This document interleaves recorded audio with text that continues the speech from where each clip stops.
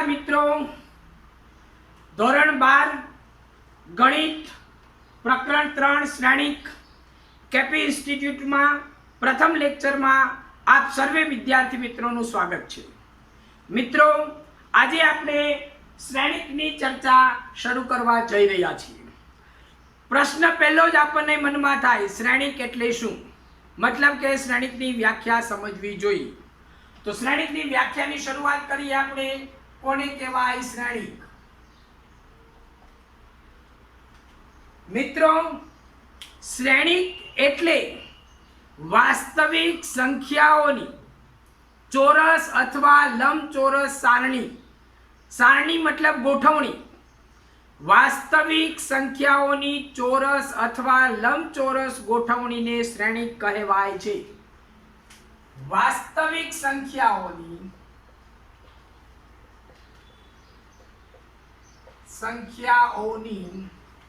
ચોરસ અથવા લંબચોરસ ગોઠવણીને અથવા સારણી ને શ્રેણિક કહે છે।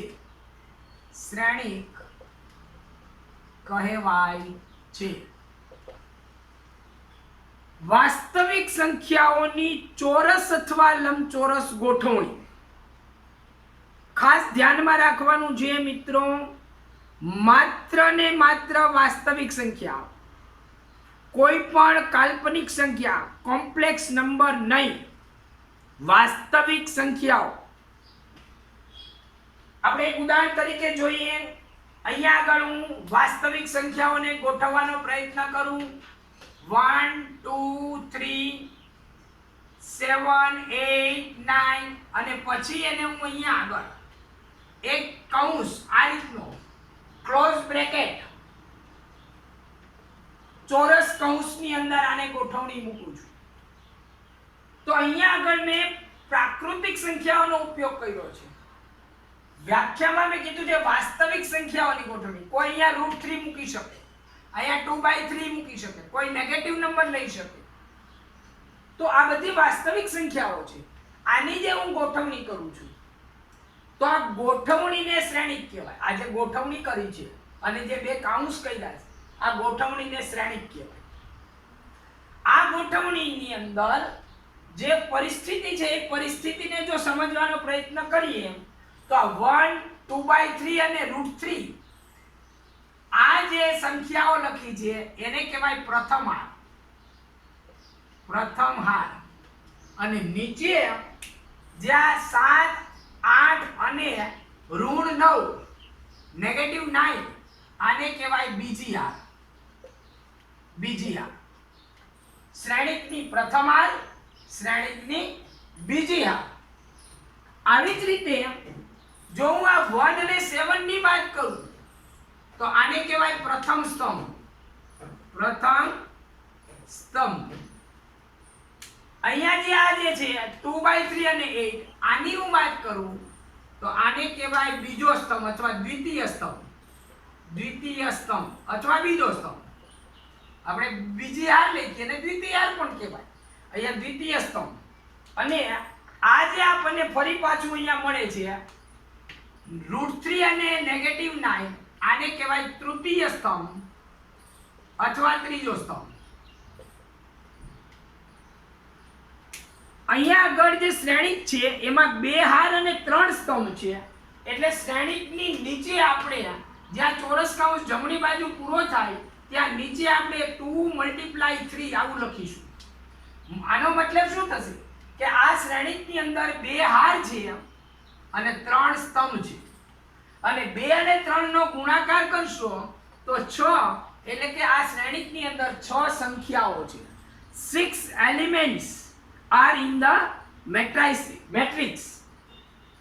તો આ શ્રેણિકની અંદર 6 સભ્યો છે, 6 એના એલિમેન્ટ છે, 6 ઘટકો છે, અને આ 6 ઘટકોથી 2/3 નામનો શ્રેણિક બન્યો છે। જો મારે ચોરસ શ્રેણિક બનાવવો તો એની અંદર હાર અને સ્તંભની સંખ્યા સરખી હોય। જો હું હાર અને સ્તંભની સંખ્યા સરખી હોય એવો એક શ્રેણિક બનાવું, સામાન્ય 1 2 3 4, તો તમે આમાં જુઓ 1 અને 2 થી પહેલી હાર બને છે, 3 અને 4 થી બીજી હાર બને છે, 1 અને 3 થી પહેલો સ્તંભ બને છે, 2 અને 4 થી બીજો સ્તંભ બને છે. એટલે આ જે શ્રેણિક છે એનમાં હું અહીંયા નીચે લખીશ 2/2, મતલબ કે 2 હાર અને 2 સ્તંભ વાળો શ્રેણિક.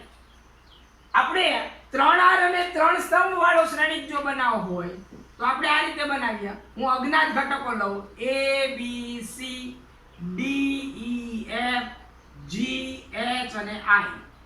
અહીંયા a b c d e f g h i વાસ્તવિક સંખ્યાઓ છે, પણ કઈ વાસ્તવિક સંખ્યા છે એ આપણે જાણતા નથી.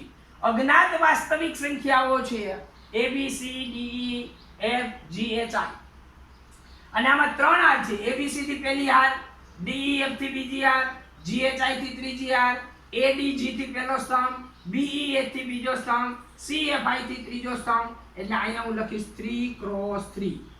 અને જુઓ તમે આ 3x3 નો ગુણાકાર કરો, 3 તેરી 9, તો આમાં 9 ઘટકો છે. 2 દુ 4, તો આમાં 4 ઘટકો છે.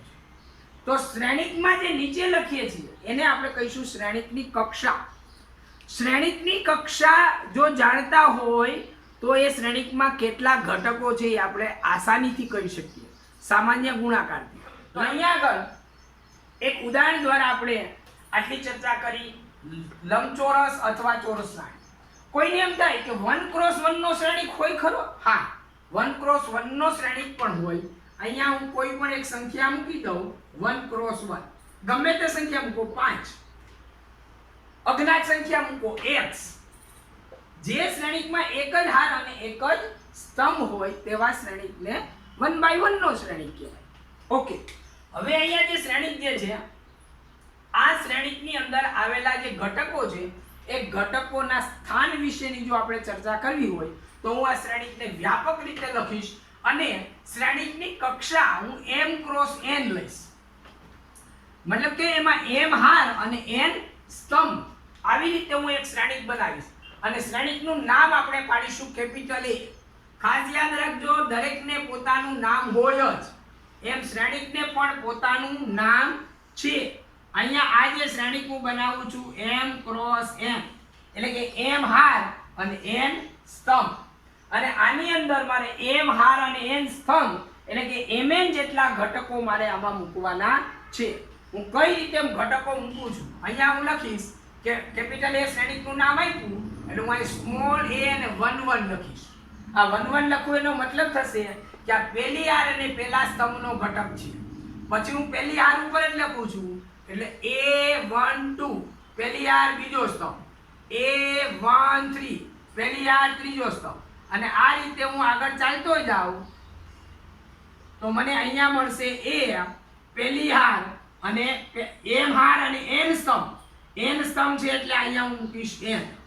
દાખલા તરીકે જો મારે 3/5 કરવાનું તો 5મો સ્તંભ થાય. પહેલી હારના ઘટકો મેં લખ્યા. પહેલી હાર પહેલો સ્તંભ નો ઘટક a11, પહેલી હાર બીજા સ્તંભનો ઘટક a12, પહેલી હાર ત્રીજા સ્તંભનો ઘટક a13, પહેલી હાર n માં સ્તંભનો ઘટક a1n. હવે મારે બીજી હાર લખવી છે તો બીજી હાર માટે હું લખીશ a21, બીજી હાર પહેલો સ્તંભ, a22 બીજી હાર બીજો સ્તંભ, a23 બીજી હાર ત્રીજો સ્તંભ, અને આ રીતે હું આગળ ચાલતો જઈશ. મને અહીંયા મળશે કે બીજી હાર અને n મો સ્તંભ. મારે જવું છે ત્રીજી હારમાં તો a ત્રીજી હાર પહેલો સ્તંભ, a ત્રીજી હાર બીજા સ્તંભનો ઘટક a33, અને ફરીથી હું આમ ચાલતો જઈશ તો a3n એટલે કે ત્રીજી હાર અને n મો સ્તંભ. આ રીતે હું આગળ આમ ચાલતો જઈશ નીચે, અને હું અહીંયા m મી હાર લખીશ. m મી હાર નો પહેલો સ્તંભ, m મી હાર પહેલા સ્તંભનો ઘટક am1, m મી હાર અને બીજા સ્તંભનો ઘટક am2, am3 dot dot dot dot dot dot dot dot dot amn એટલે કે m મી હાર અને n માં સ્તંભનો ઘટક. તો આ રીતે શ્રેણિકને આપણે વ્યાપક રીતે લખીએ. હવે આજે આપણે વ્યાપક વ્યાખ્યા આપી, આના આધારે તમે કોઈ પણ પ્રકારના ચોરસ કે લંબચોરસ શ્રેણિકની રચના કરી શકો. જો તમારે ચોરસ શ્રેણિકની ચર્ચા કરવી હોય તો m અને n બંને સરખા હશે. m હાર m સ્તંભ અથવા n હાર n સ્તંભ, મતલબ કે 4 હાર તો 4 સ્તંભ, 3 હાર તો 3 સ્તંભ, 2 હાર તો 2 સ્તંભ. 2 હાર અને 2 સ્તંભ ચોરસ શ્રેણિક હોય તો એને 2x2 શ્રેણિક નો કહેવાય, એને આપણે કહીશું 2 કક્ષાવાળો શ્રેણિક. 2x2 કક્ષાવાળો નહીં કહીએ, 2 કક્ષાવાળો શ્રેણિક. 3 કક્ષાવાળો ચોરસ શ્રેણિક, 5 કક્ષાવાળો ચોરસ શ્રેણિક, મતલબ કે એમાં 5 હાર અને 5 સ્તંભ છે. તો ચોરસ કે લંબચોરસ કોઈ પણ પ્રકારના શ્રેણિકને આપણે આ રીતે સમજ.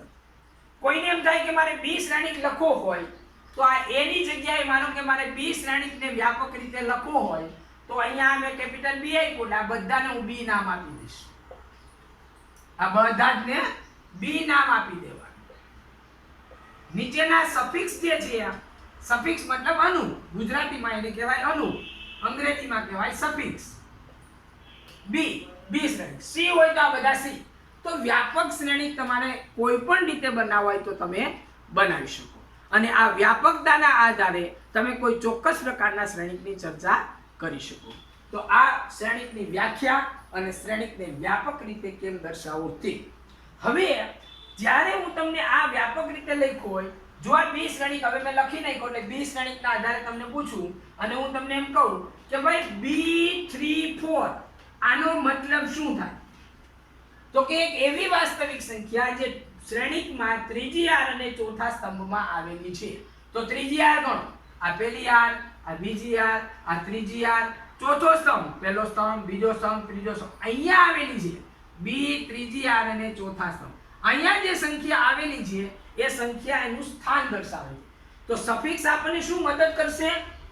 જે તે ઘટક કયા સ્થાનમાં આવેલો છે તે આપણને એની આઈડેન્ટિટી આપશે, એની જગ્યા કઈ છે, એનું પ્લેસ કયું છે એ આપણને જણાવશે. ઓકે મિત્રો, ત્યાર પછી મારે બીજી 2-3 વ્યાખ્યાની ચર્ચા કરવી છે. અહીંયા મેં વ્યાપક રીતે વ્યાખ્યા આપી, ત્યાર પછી હું એક વાત કરું છું હાર શ્રેણિકની. શ્રેણિકની મેં વ્યાપક વ્યાખ્યા કરી, હવે હું વ્યાખ્યા આપું છું હાર.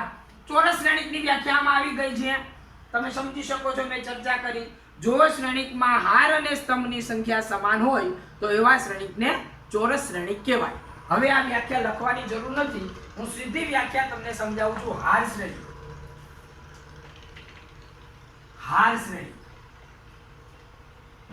હાર શ્રેણિક કોને કહેવાય? તો કે જે શ્રેણિકમાં માત્ર એક જ હાર હોય અને n જેટલા સ્તંભ હોય. n એટલે અનંત નહીં હો, અહીંયા પણ મેં m ક્રોસ n કક્ષા આપી ત્યારે m અને n અનંત નથી. m અને n મતલબ મારે જેવી કક્ષા બનાવી હોય તેવા m ના મૂલ્ય અને n ના મૂલ્ય લેવા. એટલે m અને n બંને જ્ઞાત અને ફાઇનાઇટ નંબર છે અને ઇનફાઇનાઇટ નંબર નથી. અહીંયા હું જ્યારે હાર શ્રેણિકની વાત કરું છું, જે શ્રેણિકમાં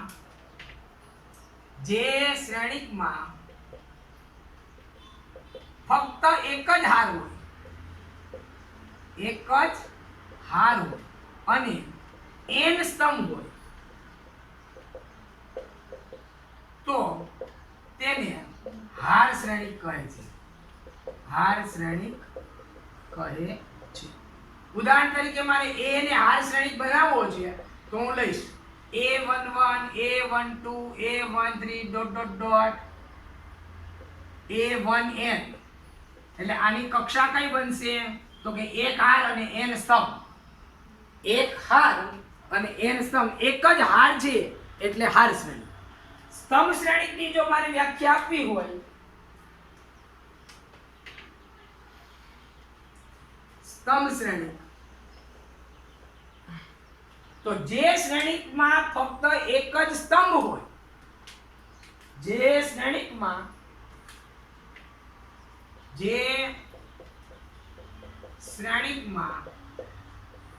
ફક્ત એક જ સ્તંભ હોય અને m હાર હોય.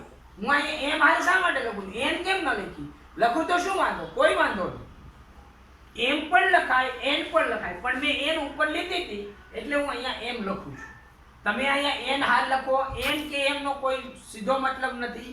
એન અને એમ દરેક વ્યક્તિની ઈચ્છિત સંખ્યા છે. કોઈ n બરાબર 5 લે, અહીંયા કોઈ m બરાબર 5 લે, મતલબ સરખો થશે. અહીંયા n બરાબર 6 લે, અહીંયા m બરાબર 7 લે, એનો કોઈ મતલબ નથી.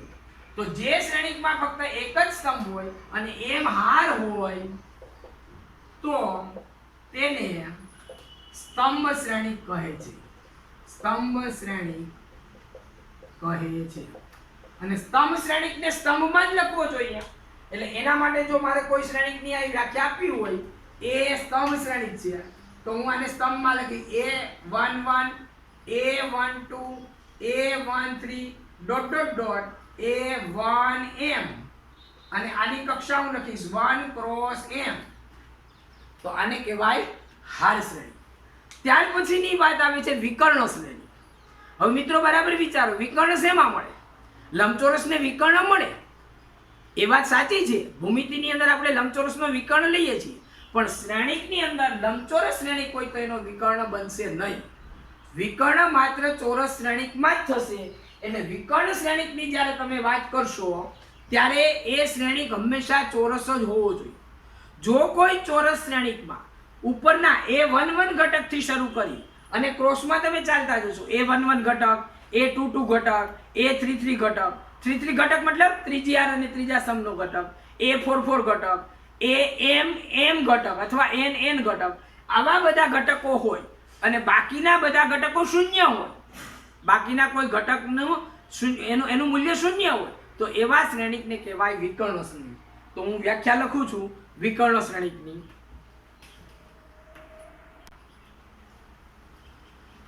તો મિત્રો આપણે વાત કરી શ્રેણીકની વ્યાખ્યા, હાર શ્રેણીક, સ્તંભ શ્રેણીક અને ચોરસ શ્રેણીક. ચોરસ શ્રેણીકની મારે વાત કરવી છે. મેં હમણાં જ તમને વાત કરી કે ચોરસ શ્રેણીક હોય તો જ વિકર્ણ શ્રેણીકની વાત થઈ શકશે. વિકર્ણ શ્રેણીક, મને પેન આપ ખાલી. વિકર્ણ શ્રેણીક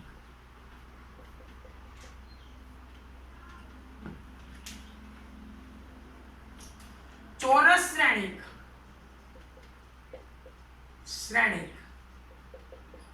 માં વિકર્ણ ઘટકો સિવાયના બાકીના તમામ ઘટકો નું મૂલ્ય શૂન્ય હોય તો તેવા શ્રેણીકને વિકર્ણ શ્રેણીક કહે છે.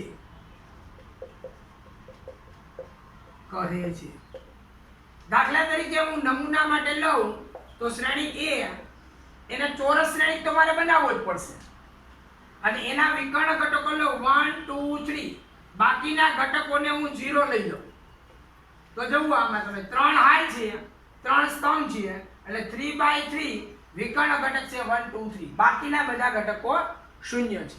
અહીંયા વિકર્ણ ઘટકોના મૂલ્ય સમાન હોવા જરૂરી નથી.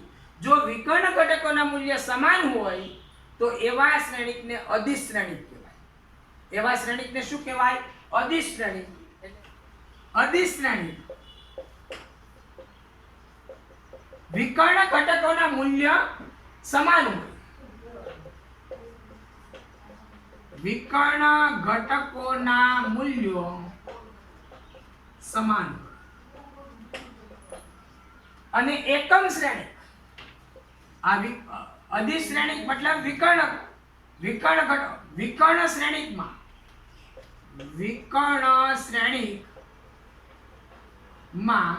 વિકર્ણ ઘટકોના મૂલ્યો સમાન હોય તો તેને કહેવાય અદિશ શ્રેણીક.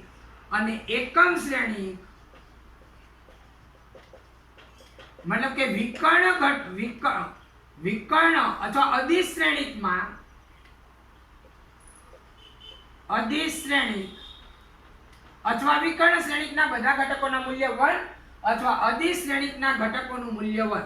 અદિશ શ્રેણીકના ઘટકોનું મૂલ્ય 1